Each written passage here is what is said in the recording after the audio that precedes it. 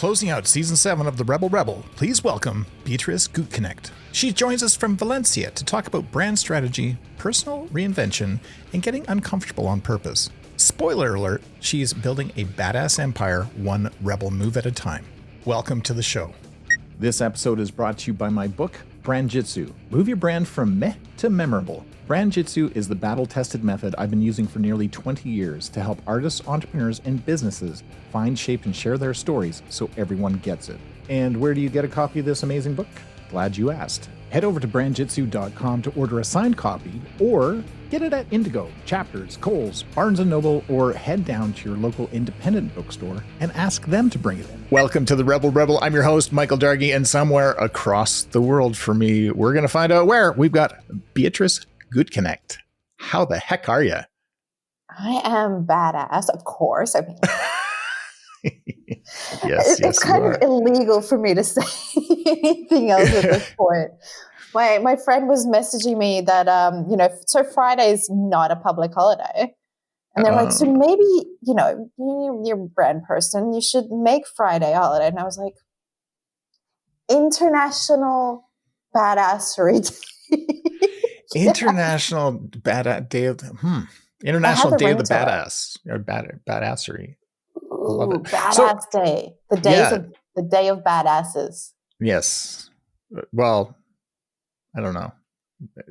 Does that mean anyway, I'm just going to move on. Moving on. Beatrice, tell me, what is it that you're up to right now, and where are you doing it from? Where are you located in the world? So I am located in Valencia, Spain. I've been living here for just over a year now. Nice. Freaking magical. What am I doing now? I just finished working on this tool that is it's a health check for brands to see specifically what issues there are and give a prescription, hey, here's how you fix it. Immediate fix, 30-day, 60-day, 90-day. Love it. And I don't know what's wrong with me, but I'm about to put it out for free. Huh. You're looking at me going, well, I don't know, lead gen. Well. It's a good lead gen tool. It is. And at the end of the day, we all only have so much time in a day, right? It's great to read through things, but getting in there with your team, and making sure that people are sticking to it, that people the team is really buying into it. Yeah, that takes more time than you necessarily have running a business. So, would you say that you are a badass brand consultant? Are you a badass brand boutique? Are you Oh God, no, not boutique. that's too. I don't know. I have a fair share of hotel management background. I've managed a hotel, and that's why operations plays such a big role in the way that I differentiate and position myself. But because of that, that's the forefront. So I'm very much focused on how would I put it? Operations focused brand strategy. Damn. Maybe it's too much of a tongue tire. Yeah, no, I like it. So I guess the question that I jumped to, I have a couple. I've got tons of them. Where can people learn more about you? Let's do that right now, just so that as people are listening, they'll be I'm going to go, Okay. So there's, first up is my LinkedIn, Beatrice Gutknecht. Then there is the website where you can reach, the podcast, which is The Art of Branding, the newsletter, which weekly has one breakdown on strategy and how to implement that into different departments. Nice. Which is the Badass Mob, because just leaning into the whole theme. That can be found from badassreby.com. Awesome. Thanks. Super simple. Do you have Instagrams? Instagram, YouTube, TikTok. All the play. All right. I'm slightly doing too much. A little. So, I mean, let's go back in time. And I don't know how far back in time this is going to be, but what is it that made you this way? Like, what is, were you like this precocious kid that was just like, I want to change the world? Or did you stumble into it? Like, I want to know more about Beatrice. So it's a journey. It was a journey. This came back to me not long ago, remembering kid version of me. I would always like look at the TV and create fresh ad ideas. So it's like, awesome. Hey, why didn't they combine these two things and then make it like, this is the job that I want to do. This looks like so much fun. And I'd point at it and point like to my dad. I'm like, that's what I want to do. I'd make like fresh songs and everything like that. But you know what happened? School. School. And that kind of just put my voice, I don't know, it disappeared. It was kind of like me always looking to other people in the classroom, to other people. Even after that, it's like, okay, how are they reacting? What are they doing? And to kind of mimic that. So to fit in. Yeah. And I was like that for a long time. And the first time it kind of, that surface or that thick wad of mud that covered it got swept up a little bit was when I was headhunted for a real estate role. And this lady, my boss at that time, she kind of pushed back on that and asked my opinion and, bringing in the sales side of things and really honed in on like, hey, actually, you can enjoy, you can do things differently. You're not going to be persecuted. Right. And that further was swept up when my mom passed away and my dad. And it was kind of like,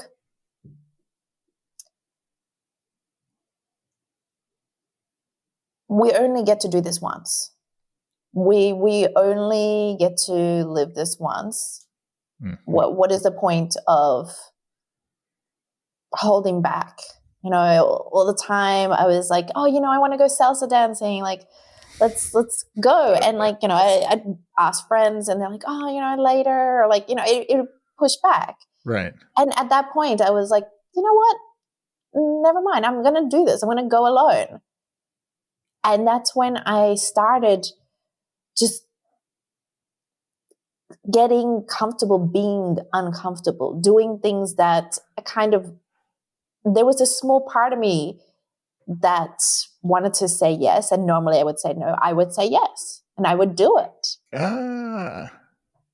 And so finally, my dad passed away more recently. And that was next to a week from the military coup, because I was living in Myanmar at that time. I was living there for 10 years. Oh, wow. And they had a military coup. My dad passed away a week before that. And so because of those two things together, I finally left Myanmar.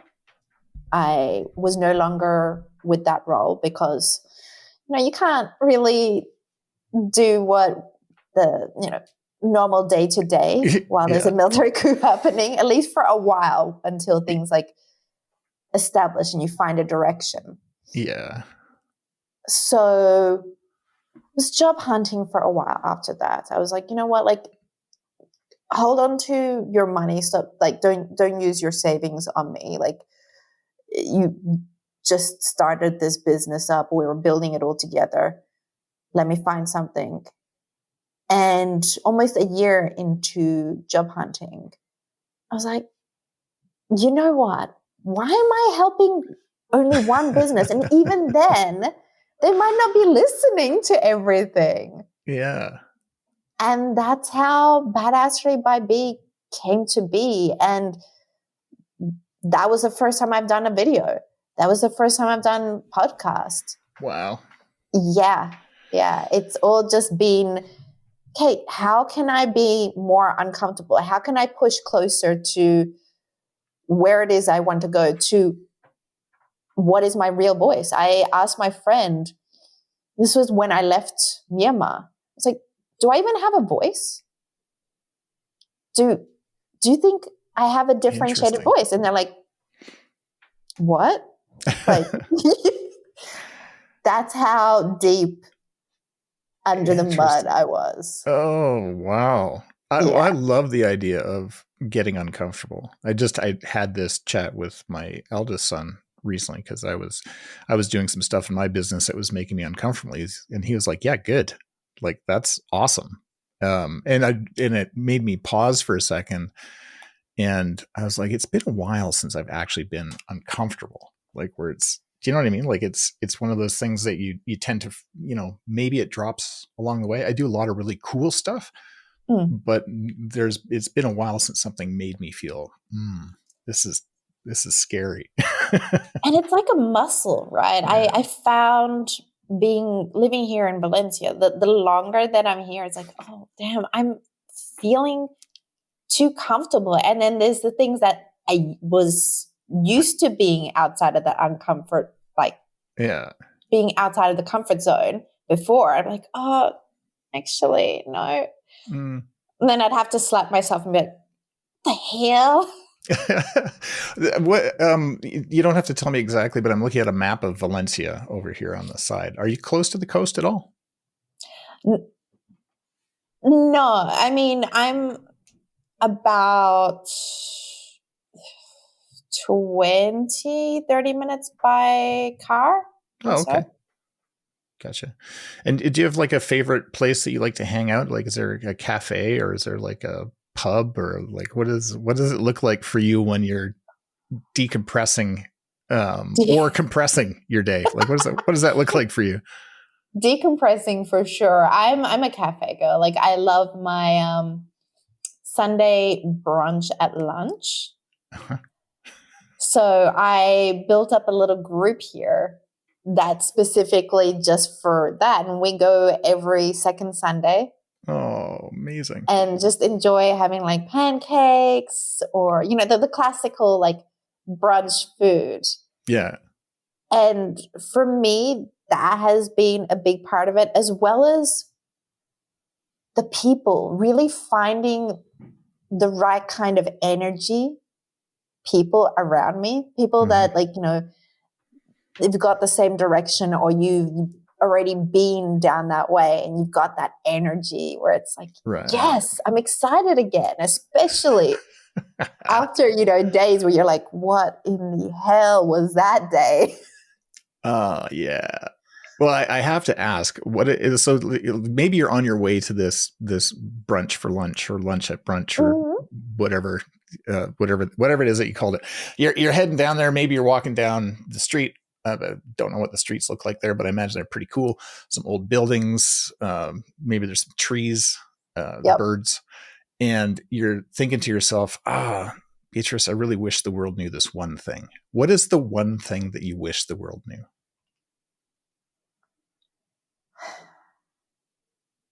Given that story and everything, I'd say it's that pushing back against the norms will only help you. It won't detract from you. Nice. Because I found that a lot of the time it's like, trying to do what everybody else is doing, be it personally, be it in business. It's just, it helps you to blend in. So that's what I would say. Yeah. Awesome. Oh, that's great advice. Do you get maple syrup in Valencia?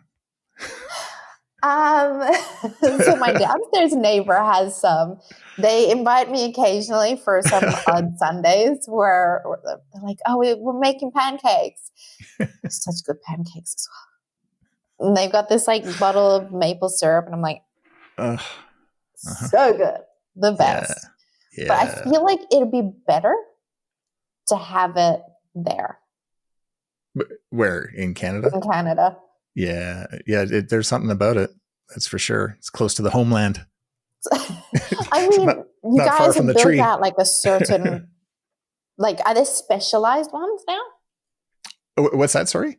Are there specialized maple syrups? Not really. I mean, it's maple. You can't mess with perfection. Like maple syrup is maple syrup. I grew up in a little town just outside of Toronto in Ontario. And in the winters, we would go on field trips for our schools. And we would tap the trees to actually get the maple syrup right from the tree as it was warming up. Like, what'd that be? I guess it would be spring. So you'd literally get it right. Oh, yeah. Yeah, way. So you just like hold the pancakes under the tree and be like, just turn on the tree, turn off the tree. Stick a tap in, like one of those taps that you do for the wine barrels. Just not quite like that, but yeah. Close it off. Oh, hilarious. Yeah. Anyway, that's that was the thing. This is what I'm going to do. We're going to come to Canada. I'm going to be like, this is what I'm going to expect. I'm going to walk up to a tree and be like, okay, these are my pancakes. Let's go. Go. Yeah, just show the tree your pancakes. Where's my maple syrup? Is that forest terrorism though? Like that seems maybe a little cruel. Like you're gonna bleed on these pancakes. Like I mean, I don't know.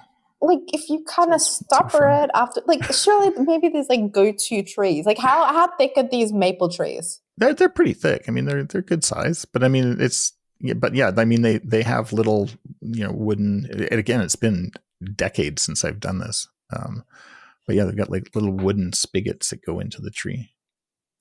Now you know what you're going to be doing this weekend. Well, but I live on the other side of the country now, so we don't have those kind of maple trees here. They only exist over there. Oh. Yeah, I know. It's a big country. It is a big country. It is. And people don't see that. I saw a map recently of how Canada's perceived, like the different parts of it. And one part was like, this is just for mosquitoes. This part is just all drugs. That's accurate. It's like, oh, okay. I'm just taking notes here, like which part to visit and which parts to avoid. Yeah. No, it's all wonderful. Like it's such an amazing country. You're a global citizen, right? Like you're not locked in necessarily to one particular place. You're a bit of a wanderer. Exactly. I mean, this is the third continent. Wow. Moving here alone was an interesting one. That was another like, hey, let's get out of like your comfort zone. And no kidding. That's brave. Yeah. Maybe slightly crazy, but looking back on it, I feel like it could have been harder. I was lucky enough because my father was Swiss, hence the surname. Mm-hmm. My mother was Portuguese, so I've got the EU passport, and that kind of just removes a lot of the issues that you have going in anywhere else, like Southeast Asia.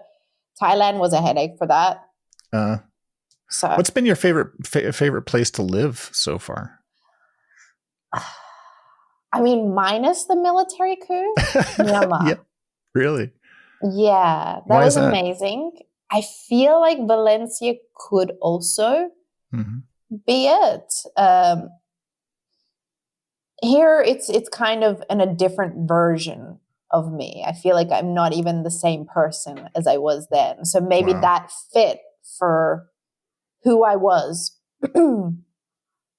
like I could see 5-6 years ago, 10 years ago. Wild. What's on your list of places to see that you haven't seen? Oof. Like so many. Canada, of course. Of course. Of course. And maple trees. Got it. Uh-huh. I wanted to get into Japan, and there's this grand masked ball each year in Versailles in France, which is on the top of my list. It's random. Uh-huh. Whatever. Exactly. You're close. You're close. And I want to say the Nordic European country, like Finland, Norway, Sweden, that sort of thing. Wow. Well, I mean, you're so close. I mean, the one thing I love about Europe is that every country seems to be right next to each other. So exactly. And I know from our last conversation, we were talking about cigars. Cuba was fun for that. Oh, yeah. Oh, my goodness. I've never been to Cuba. I mean, at least you get it without the chemicals added in. And that's what I didn't even know, that there's chemicals added in after it gets exported. Really? And it's purely so, like, it's for the addictive kind of side to it. Yeah, really? Yeah, exactly. That seems so weird. And so, like cigarettes, I get, but cigars? Yeah, they did it with that as well, just so that you can. And I get it. Like, the taste is very different. The ones that I bought from there, the taste is almost clean in comparison to the other ones. Wild. So I wonder if I could order some. You could try, or like see if there's anyone going there. Right. Or I just gotta go there. I mean, the ones that I bought, it's not from Havana. I bought it from Vinales. Okay. I don't know anything about Cuba. There we go. We just have we got show notes now. Just get the guys Great. Yeah. Just drop the link. This is where you buy your cigars. Got it. Yeah. Check for chemicals. Amazing. What's a guilty pleasure for Beatrice?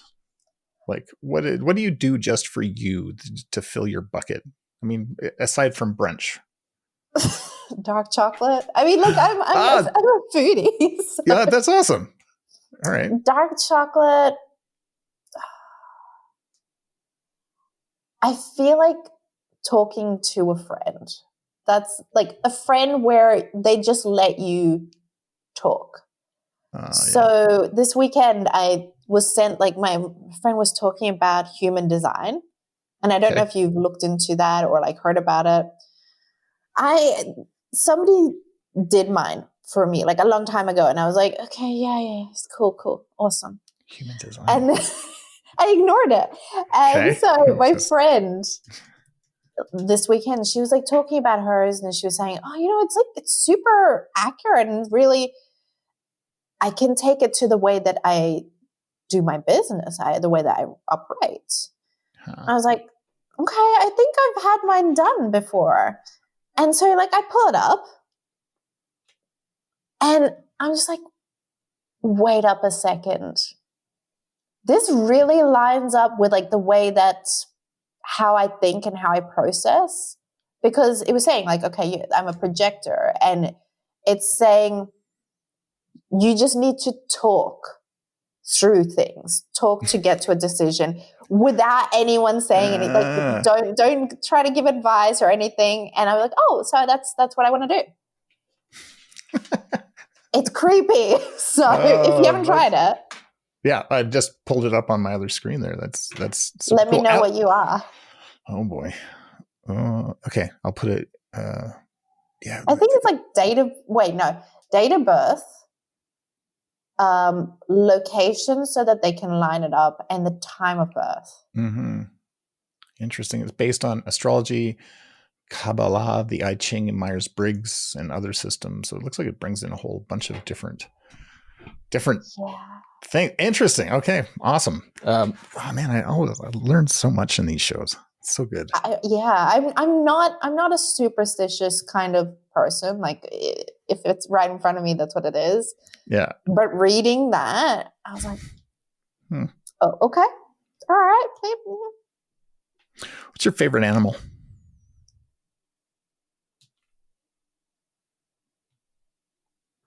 I want to say dog, followed by parrot.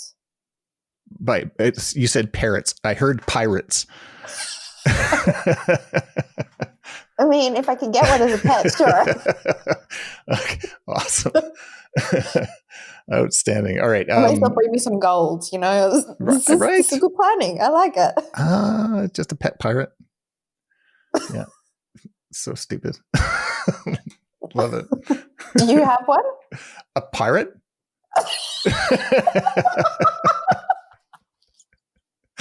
I do not. Sadly, I do not have a pirate.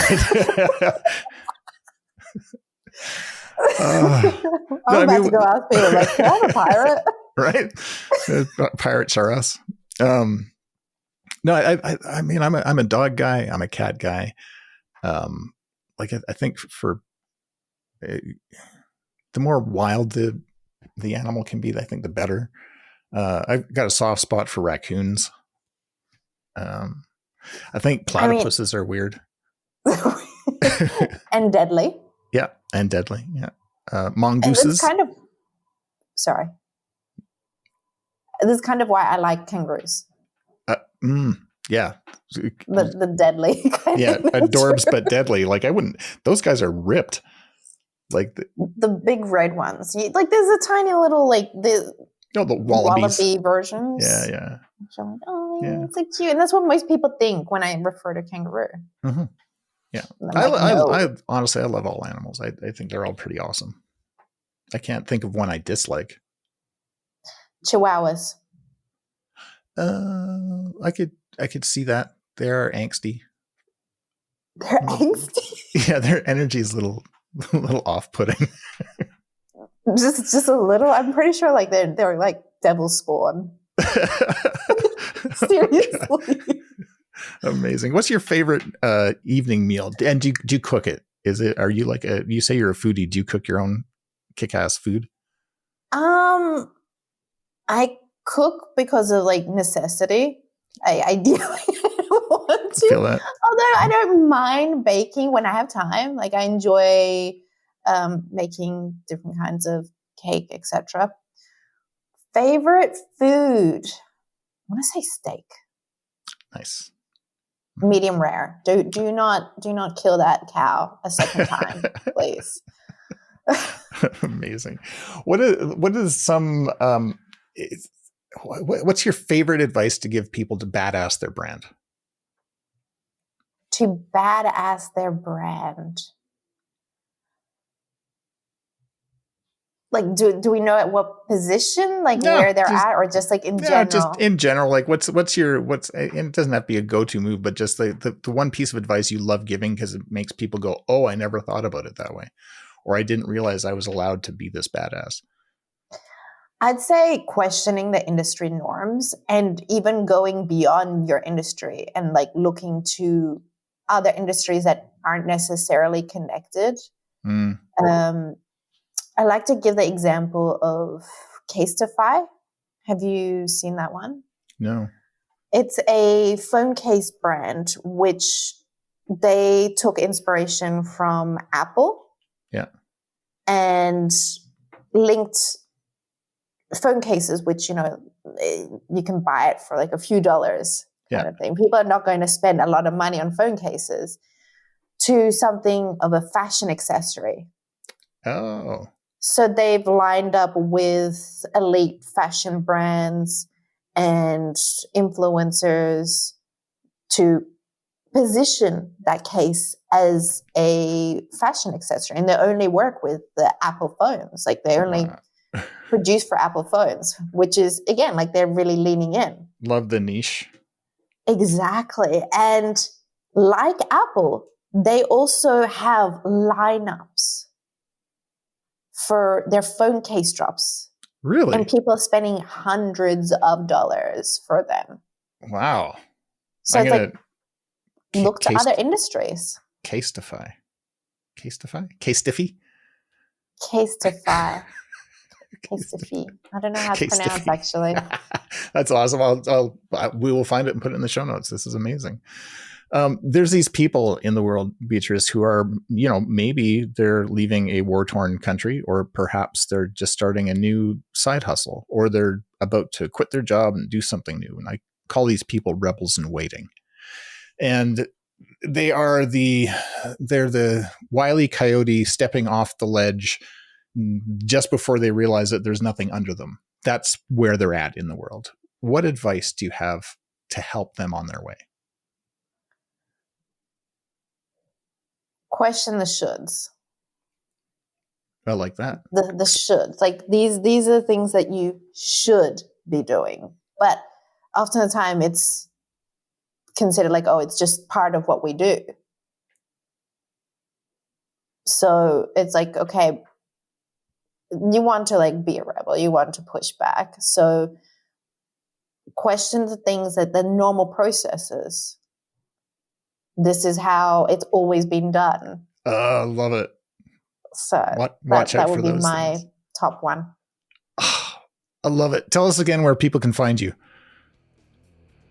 So LinkedIn on Beatrice Gutknecht, or badassreby.com, where you can connect with all the other socials, with the newsletter, the Art of Branding podcast, and the mob. Love this. Join the mob. Beatrice, this has been so much fun. Thanks so much for spending time with me today. Thank you so much for having me on, Michael. Appreciate you. Hey, it's me again. Thank you so much for listening to this episode. If you're an artist, entrepreneur, or business owner who believes your brand could be more than it is, head over to brandjitsu.com and join the list to get your copy of my book, Brand Jitsu, Move Your Brand from Meh to Memorable. I've been your host, Michael Dargie, and this has been the RebelRebel podcast. It's a podcast for creative rebels and entrepreneurs all over the world. And hey, if you're a rebel or you know a rebel, why don't you head on over to the RebelRebelPodcast.com and fill out our guest request form. Share or subscribe wherever you get your favorite podcasts. And thanks so much for listening. Until next time.